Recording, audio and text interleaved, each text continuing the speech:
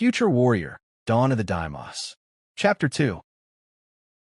He looked skywards. The sky was a dull gray, the first light of day still muffled behind the low cloud. A light breeze was blowing, and he could feel it moving his ruffled hair. Unconsciously, he ran his hand through it. It felt coarse, just like everything about this place, he thought. As far as he could see, there was bare gray rock. Here, and their small plants gasped the thin soil with a desperation that he could almost see as the breeze made them sway and wave. On the rocks, small patches of lichen grew, giving some break to the gray monotones of sky and ground. Gray could be worse, could be red, he thought. It had been almost 3 years since the events on Mars, and yet they seemed as clear as if they had only happened yesterday. The endless, shifting red sands, red rock mountains that rose into the sky like immense walls, as if to keep intruders out of the desolate wastes. The strange and sterile fields that seemed to stretch on forever and watch the passerby with sleepless malice.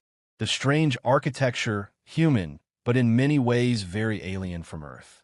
The fanatics who were prepared to die and commit mass murder for their twisted cause. It was fair to say he hated Mars. Ever since the end of the Red Legion's reign of terror and the battles of the Martian insurrection, as it was called on Earth, he had left Mars and never returned. If he had his choice, it would remain that way.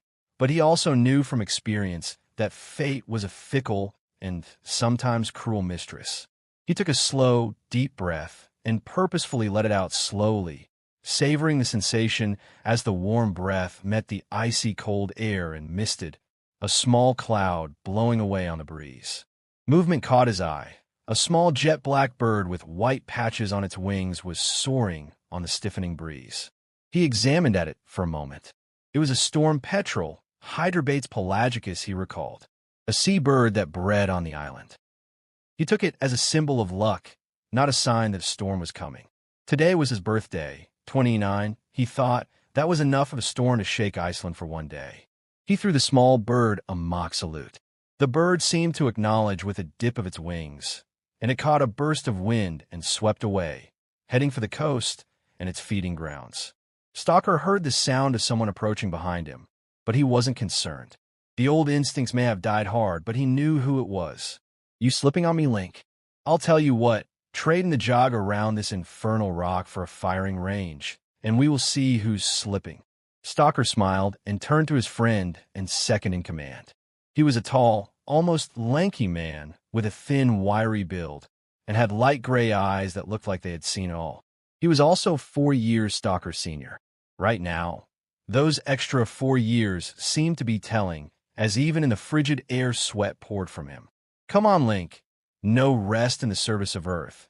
No sacrifice to big or small." Now, it was Link who broke into a grin between heavy breaths.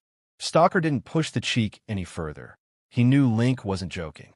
With any weapon made, Link could wipe the floor with him at the firing range. He was the best natural shot Stalker had ever had the privilege to witness, and he was a loyal friend. While Link caught his breath, Stalker looked back over his shoulder at the sight, now being revealed by the slowly brightening sky.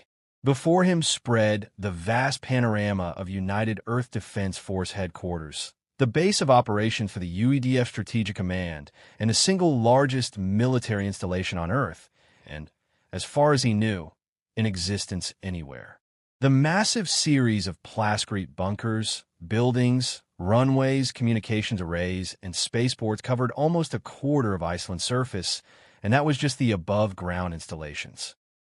Beneath Iceland, dug deep into the hardened volcanic bedrock of the island structure, were even more extensive facilities and tunnel systems that stretched for thousands of kilometers, making the base impervious to any bombardment. As Stalker watched, he could see continuous movement of men and machines. Even at this early hour, aircraft came and went, and in the distance the massive bulk of a Meteor-class HSDS came into one of the spaceport's landing pads. This wasn't the first time he had been to Iceland, but the sight never ceased to impress him. It was truly amazing what humanity could build and achieve when it worked together, if not in peace, then in war. He looked across to Link. "Well, let's got it done, old man. Ready when you are, son." Stalker returned to his jog, with Link following close on his heels. Elsewhere in the vast base complex, deep under their feet, others were also awake.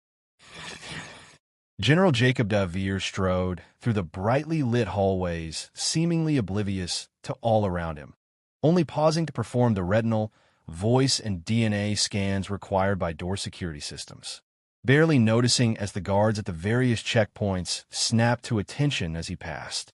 His mind was far away as he walked, churning over the reports and information, or lack of it, that had kept him awake since the news had first streamed in the previous night. He had finally been forced to call an emergency meeting of the United Earth League Security Council, and he knew that in the past few hours the members had arrived from all over Earth. An emergency Security Council meeting had not been held since the Martian insurrection. Then, as now Special Intelligence Branch detachments had woken the Council members and escorted them to Iceland with all possible speed. De Veers shook his head in mute frustration as he walked. He still knew so little, but he had made the call, deciding it was better to be safe than sorry. A failure to act could be disastrous if his worst fears were confirmed. Still, it could be nothing but an accident, but deep down inside, somehow, he knew that it wasn't.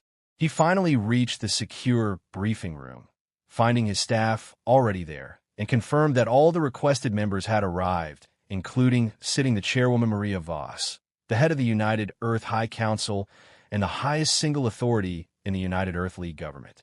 He took a deep breath and entered, trailed by his staff. The room was filled by a semicircle-shaped arrangement of comfortable chairs headed by a presentation desk, equipped with visual display screens and holographic emitters. He headed straight for the desk. As he passed the chairs, he nodded to several familiar faces. All eyes were on him, all curious about the sudden emergency that had dragged them from their beds in the early hours of the morning. He slipped a portable memory device into a data port, and a screen built into the desk lit up, displaying the information. He looked up. All eyes were still on him expectantly. "Good morning, Madam Chairwoman, Senators. I am sorry to have disturbed your sleep, but I feel events have warranted your coming here this morning. No complaint from me, General. I had a rather tedious ceremony planned for today, to open a new hospital. The truth is I'm glad I could avoid it." There was a light chuckle across the room. "Of course, Senator. I am glad to be of service." The clear voice of the chairwoman cut across the room. "So, Jacob, what's the emergency? Not more trouble on Mars, I hope." "No, Madam Chairwoman, not this time. I do, however, have to report that as of 2300 hours last night, that we have lost all contact with a UEF warship in the area of Delta Pavonis." He looked at their reaction. A few sat straighter in their chairs. The chairwoman seemed to be mulling the information over, but the overwhelming reaction was one of confusion. Clearly, they didn't realize the significance of the news. He continued, "The UES Cerberus is one of our Pantheon-class cruisers. She was dispatched to the Delta Pavonis system 2 weeks ago due to a sudden spike of piracy in the system, with several unmanned cargo ships reported lost. Could this just a communication breakdown, General?" "We don't believe so, Senator. The last communication we received from the Cerberus was an automated signal from the ship's navigation computer. It was a Protocol 2418 alert." The chairwoman and several of the more experienced senators sat forward. The others looked even more confused. "I'm sorry, General. Did you say Protocol 2418? What exactly does that mean?" "It is a source code that is inbuilt into all of our warships' automated navigational systems. It is designed to alert the intelligence branch of a possible first contact situation." The senator looked shocked, not believing what he had heard. This has got to be some sort of mistake, a faulty system or communications error. De Veers activated one of the display screens. On it appeared a readout of the long-range scan data from the UES Cerberus. "We do not believe that to be the case, Senator. This is the data received in the signal from the Cerberus. It indicates that the Cerberus, during its run to Delta Pavonis, encountered several unidentified spacecraft. The craft varied in dimensions from 0.5 to 10 kilometers in length. We have analyzed the results of the scan and can confirm that the data is accurate and genuine. The scans do not match any spacecraft in the UEDF archives." There was silence for a moment as the group digested the news, the chairwoman breaking the impasse. "Jacob, how many crew were on board the Cerberus?" De Veers opened a folder he had been carrying and examined a piece of paper before answering. Madam Chairwoman, the Cerberus sailed with a total of 650 souls aboard. The ship's crew consisted of 300 officers and ranks, and was commanded by Captain Javant Nehru, a veteran officer who, according to our file on him, was known as a consummate and dedicated professional. There was also a Marine ground and aviation detachment on board under the command of Major Stephen Latham. He, too, is an experienced officer with a glowing record of service. What action have we taken in response? De Veers turned to one of the senators. From his files on him, De Veers knew he was one of the more hawkish on the council.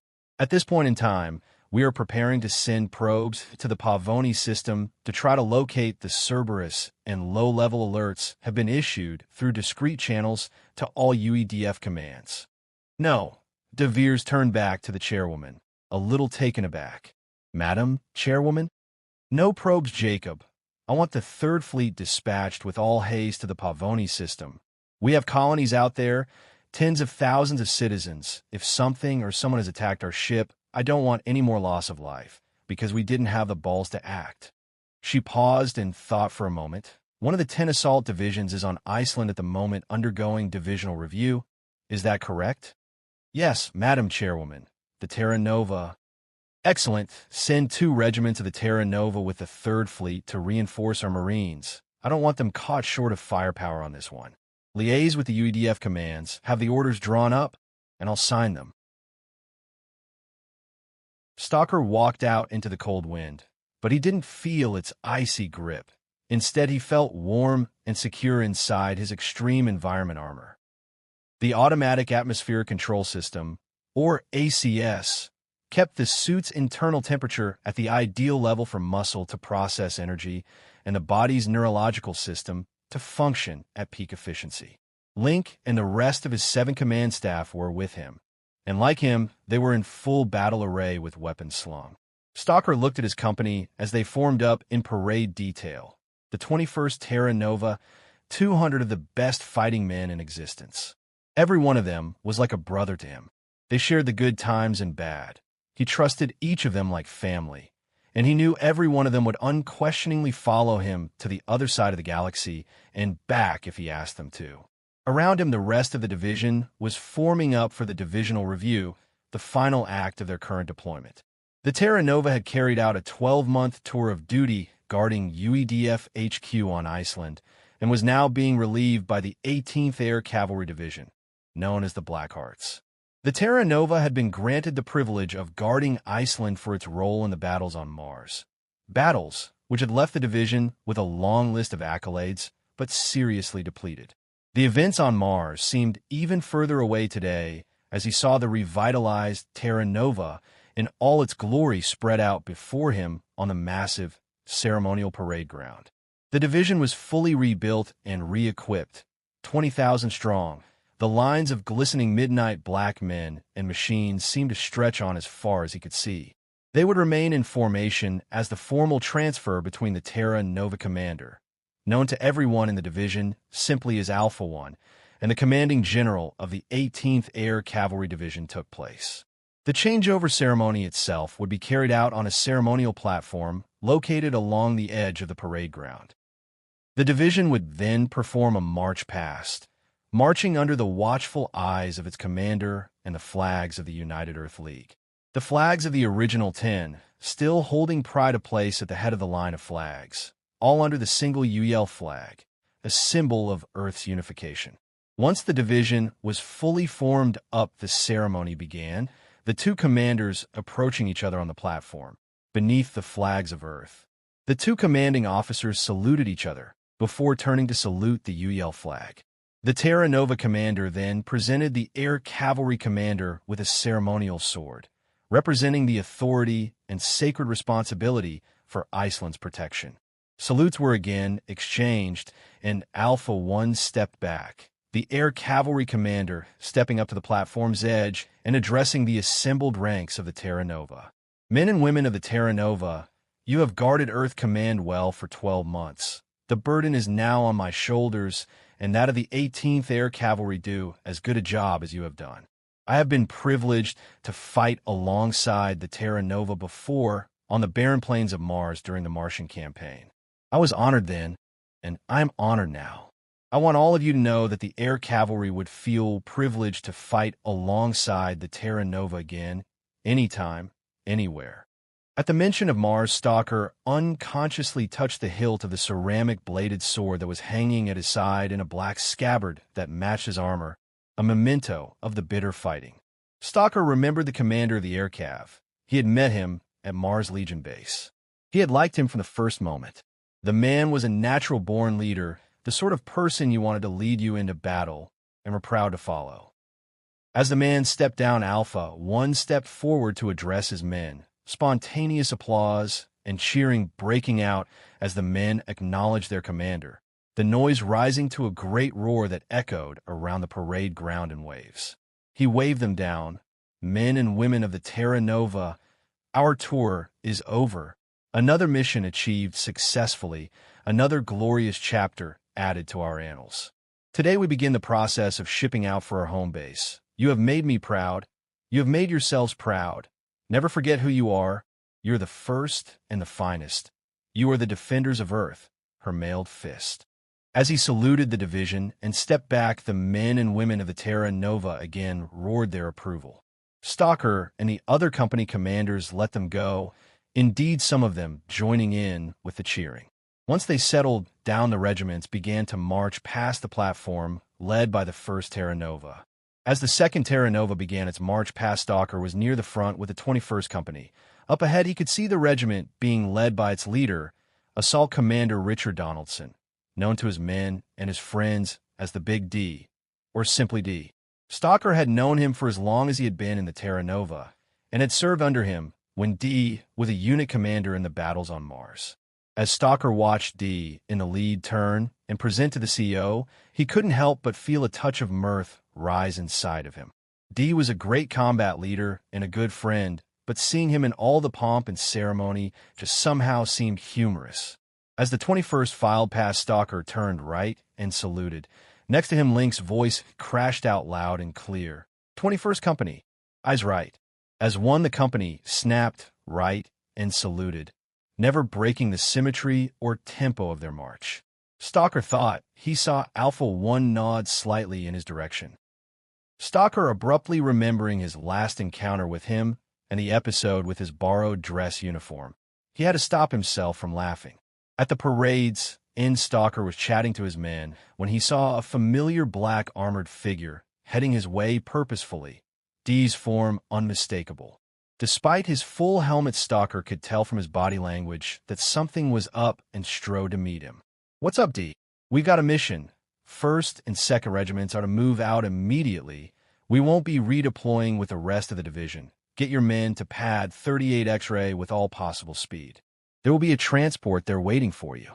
Stalker quickly shook his friend's hand and spun on his heel. He saw Link and the rest of the company command unit were already aware that something was afoot and had been watching the exchange. "Company command on me." They came running. "We have a mission. Prepare the company for immediate combat deployment. Pad 38 X-ray. At the double quick. Move. Link, you're with me." The CCU staff hurried to inform the company's unit commanders and redirect the men and equipment to their new destination, the company becoming an instant hive of furious activity. Stalker and Link went personally to see the commander of the 105th Company, one of the division's logistics units, and saw to it that extra ammunition and other supplies were immediately sent to pad 38 X-ray. Stalker had no intention of repeating past mistakes. He didn't know what the mission was, but his men would have ample equipment and weaponry to handle any scenario. The situation was made even more acute by the fact that much of the Terra Nova's equipment, including most of the ammunition and other vital provisions, had in the preceding days been shipped back to the Terra Nova's home base. Before long, and after an orgy of begging, borrowing, and stealing, the 21st Terra Nova men were bristling with more ammunition and supplies than they could carry and began to converge on the assigned landing pad. It had struck Stalker as a little odd that he didn't even know what was happening or where his company and the rest of the 2nd Regiment were going, but from the impression he got from D, it seemed that even he didn't know. As Stalker arrived at the landing pad, he saw his men loading their equipment into a Swift-Foot-class assault transport with 3rd Fleet markings. The 3rd Fleet's area of operations is the Outer Rim, Stalker thought. What the hell is going on? Stalker called a meeting with his unit commanders and inquired as to their equipment levels. Only then, once he was satisfied, did he give the order to board the transport. He was the last one to board, his armored boot leaving the cold plastery tarmac of Iceland behind him. As the heavy transport began to lift off, Stalker watched his company. All the men seemed settled, and even excited about the sudden mission. "Hey boss, damn shame about the timing.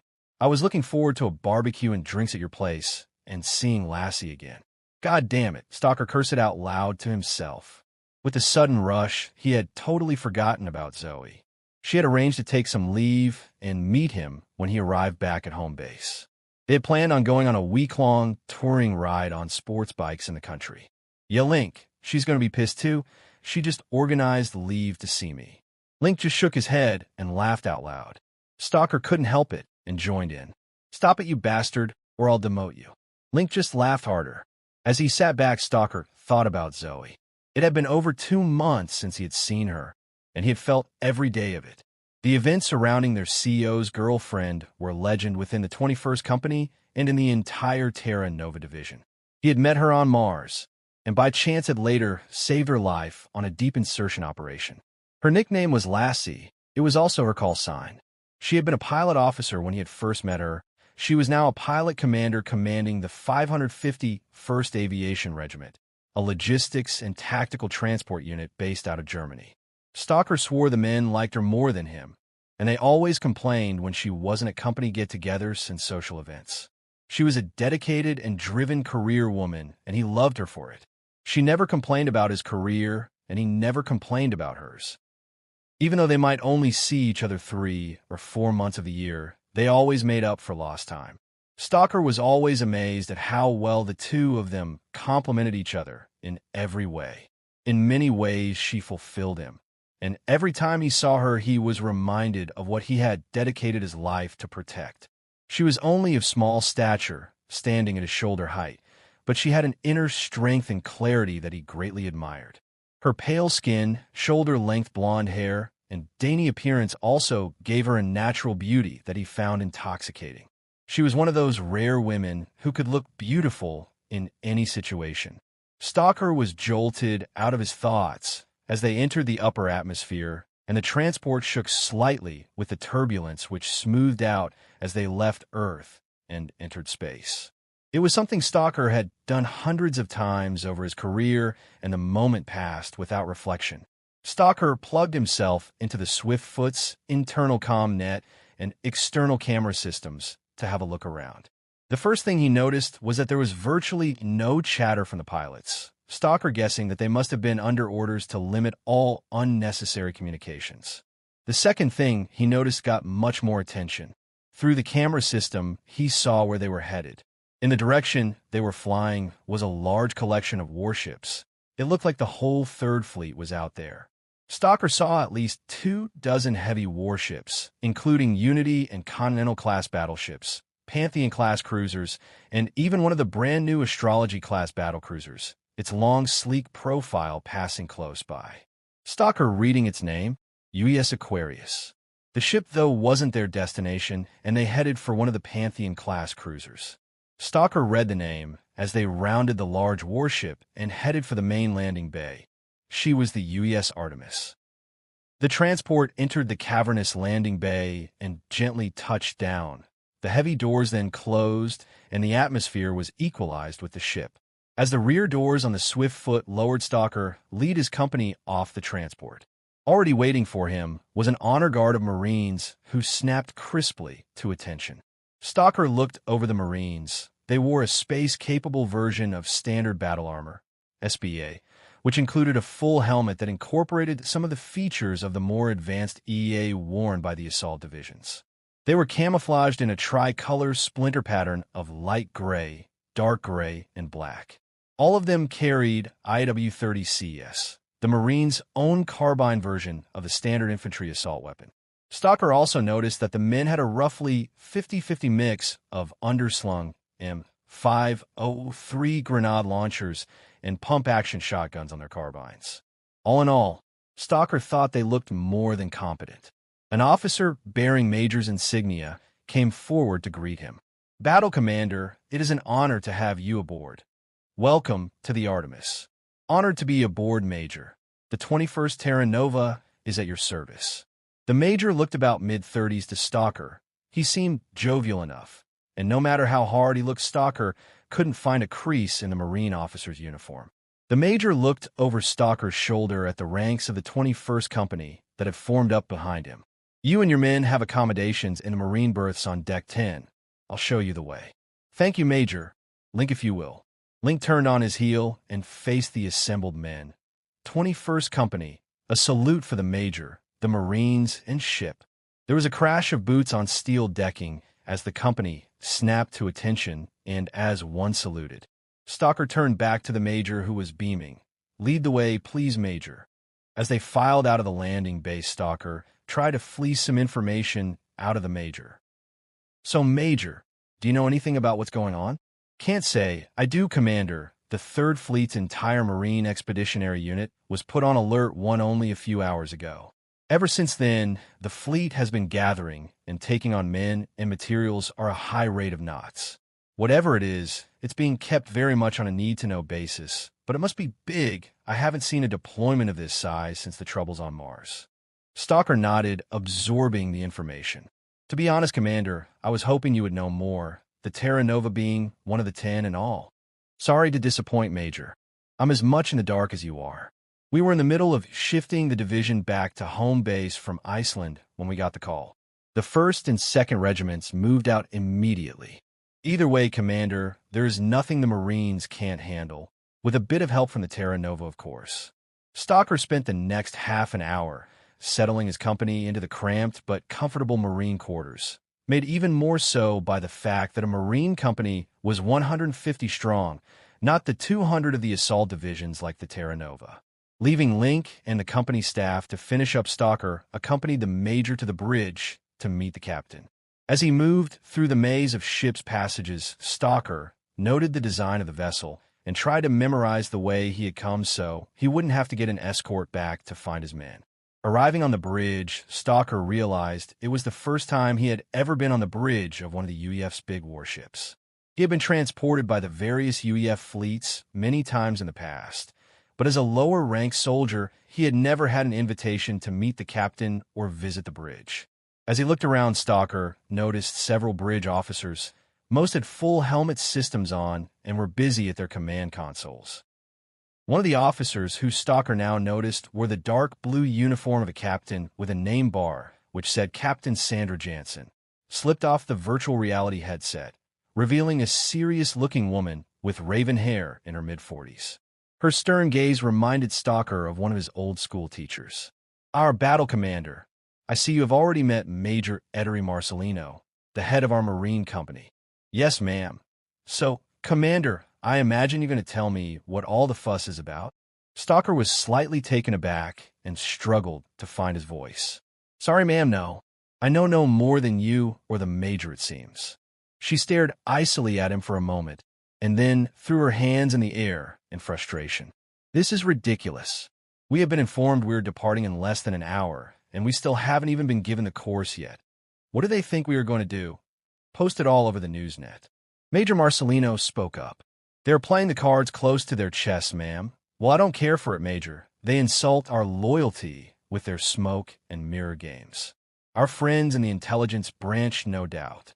They trio chatted for a few more minutes before Stalker excused himself and made his way back to his men, passing a few startled members of the ship's crew who were clearly unaware that the Terra Nova was aboard. 40 minutes later, on bridge of the 3rd Fleet flagship, the immense Continental-class battleship UES Africa, Admiral Sergei Lev, the 3rd Fleet's commander, walked out of the ship's secure briefing room. His jaw was set and he looked determined. His last name meant lion, and he had the character and reputation to back it up. He had just finished talking to the chairwoman herself, and now, finally, he knew what his fleet's mission was. As he entered the spacious bridge, the Marine Honor Guard snapped to attention. "Admiral on the bridge." His bridge officers looked up expectantly. Communications, message to all ships, we depart immediately. Captain, I want a full fleet captains and staff meeting at the first waypoint. Navigation, plot the fleet as speed course to the edge of the Pavoni system. I want to come out on its outer edge. Sensors, I want a full tactical sweep up and running during the entire voyage. Inform the fleet likewise. We are now under combat conditions. Any contacts are to be reported to me immediately. Tactical, schedule a combat exercise for the fleet at the second waypoint, and I want a full workup on all the fleet's weapon and sensor systems. The ship's bridge officers immediately went into high gear, carrying out his orders. Admiral Lev watched them in brooding silence. They were as professional a bridge crew as he had ever seen in his career. That was good. He had a feeling they would need every ounce of that professionalism before this voyage was over. The first waypoint was a dark, featureless point in space. It had been chosen by the fleet's navigation team using the UEF's extensive star charts and the nav computer to triangulate the first rest period for the engines. The location was also chosen for its remoteness and distance from commercial shipping lanes, the movement of the Third Fleet being a closely guarded secret. A secret that was soon to be revealed to the fleet's captains. Captain Sandra Jansen barely noticed the deceleration as her ship dropped from top speed. The ship's energy dispersal shields converting back to their defensive mode after helping the ship slip through space by creating a magnetic energy field around the ship during its high-speed run. After many years of service through the ranks of the United Earth Fleet, she had become totally at home in space. And in many ways, she felt more at home on the bridge of a warship than on the veranda of her seaside house back on Earth. She scanned the patch of space her ship had emerged into, while off to the left another Pantheon-class cruiser, the UES Poseidon, did likewise. The two cruisers acting as the fleet's advance guard. She had no idea exactly what they were supposed to be on the lookout for, but orders were orders. Tactical, are there any contacts? Negative, Captain. The scope is clear. Understood. Communications confirm our results with the Poseidon. Yes, ma'am. They confirm no contacts within sensor range. Excellent. The fleet will be here in moments. Send the all-clear confirmation. Navigation, how's our plot? I want us at least 500 kilometers off any of the fleet's entry trajectories. Yes, madam. Position confirmed. We are in our lane. Captain Jansen spent the next 10 minutes running a series of system checks. She didn't know what trouble they were heading into in the Pavoni system, but she was going to make damn sure her ship was ready for it. She also knew it was going to be a long voyage. As part of its combat stance, the fleet would not be going into cryostasis at any stage of the journey. This meant a 2-week haul at the helm before they reached the system's outer edge. Captain Jansen took a deep breath and wondered for what seemed like the 1,000th time what this was all about. An entire fleet was overkill for a pirate band, and there were no colonies in the region of Delta Pavonis of more than a few 100,000 colonists. Even a complete insurrection like Mars would certainly pose no threat to her ship, let alone the entire Third Fleet. She was still mulling the question over in her head and looking out into the empty space around her when there were a series of bright flashes on the horizon. The fleet's main body had arrived.